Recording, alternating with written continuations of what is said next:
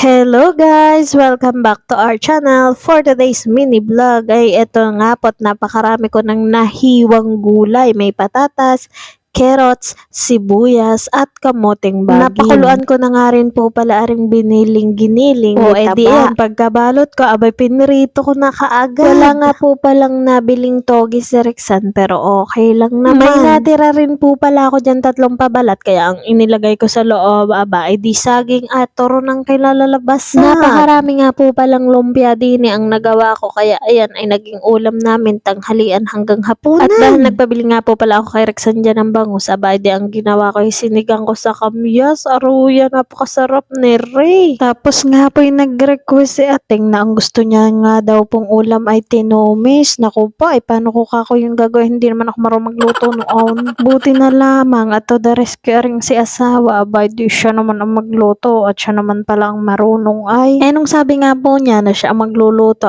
di ako na lang nanguha na rin talbos ng sampalok. Ayun na lang talaga ang magiging ambag ko, tagakuha ng daw ng sampalok na mura. Ang sabi nga po daw niya dyan, ang kanya daw pong nabiling dugo ay napakarami po palang nakalagay na tubig. Ang nangyari po ang sabaw ng kanyang tinomis ay parang naging sabaw ng batchoy. Ako nga dyan po ay sabi ko bakit naman kako, ba't aring nagluluto? Kapag kakako ako ay nasipa ni Lolo Meats ay siya ka.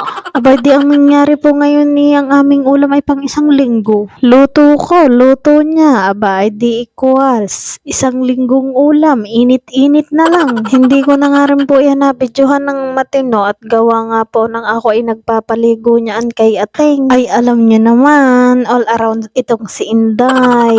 Sabi ko nga po dyan sa kanya, bakit kako ang dugo ay para naman kakong hindi naman dugo at parang pink kako ang kulay. Dahil nga daw po nang narami ang tubig. Rin naman po, pero hindi po siya naglagay ng tubig. Yan talaga pong maraming tubig yung nabili niyang dugo. Pero okay naman po, masarap naman po ang pagkakaluto. Ayun nga lang po, ganyan po ang naging resulta at saka hindi po talaga malapot. Nasanay po kasi ako sa tinomis doon sa amin sa Batangas. Yung pagkasarap malapot-lapot pa yun. Sabi nga po niya sa akin, kapag daw po ang inilalagay ay dahon ng sampalok, ang tawag daw po ay tinomis.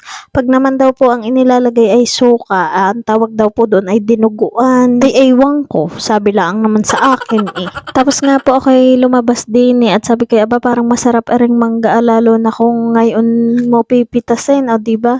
Fresh na fresh. At dahil nga po aring mga mangga namin ay naputol noong mga nakaraang taon ari nga po noong namunga abot na abot ko laang. Ngayon po itagbunga din po ng mangga, napakarami pong bunga ng mangga din ay nahuhulog na nga laang po. Kaya naman po yung mga aso namin, halos ayaw nang kumain ng kanin at ang ginagawa nga po nila, panay ang kain na ring mangga.